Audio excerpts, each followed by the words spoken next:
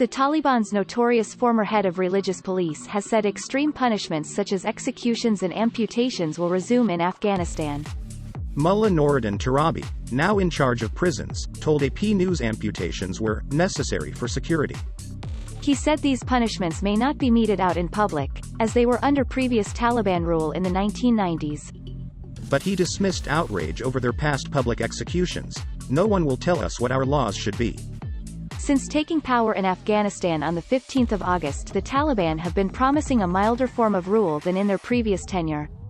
But there have already been several reports of human rights abuses carried out across the country. On Thursday, Human Rights Watch warned that the Taliban in Herat were searching out high-profile women, denying women freedom of movement outside their homes, and imposing compulsory dress codes. And in August, Amnesty International said that Taliban fighters were behind the massacre of 9 members of the persecuted Hazara minority. Amnesty's Secretary General Agnes Kalamard said at the time that the cold-blooded brutality of the killings was a reminder of the Taliban's past record, and a horrifying indicator of what Taliban rule may bring.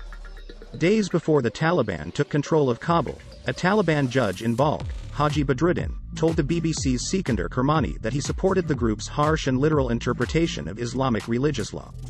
In our Sharia it's clear, for those who have sex and are unmarried, whether it's a girl or a boy, the punishment is 100 lashes in public, Badruddin said.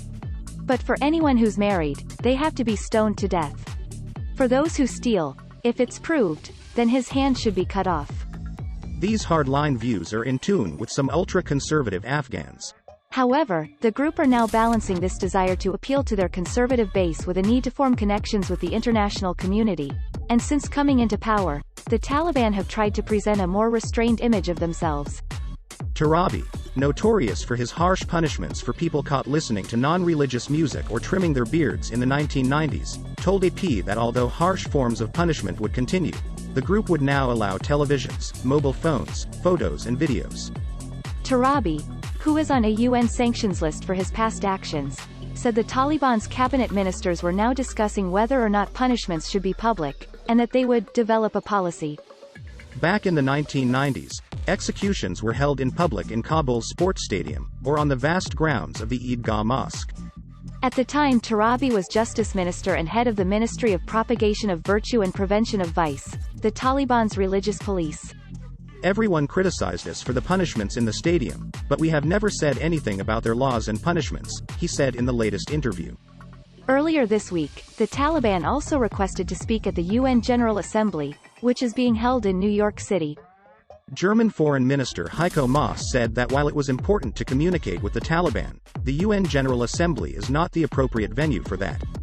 The U.S., which sits on the credentialing committee, also said it would not make a decision before the end of the summit next week.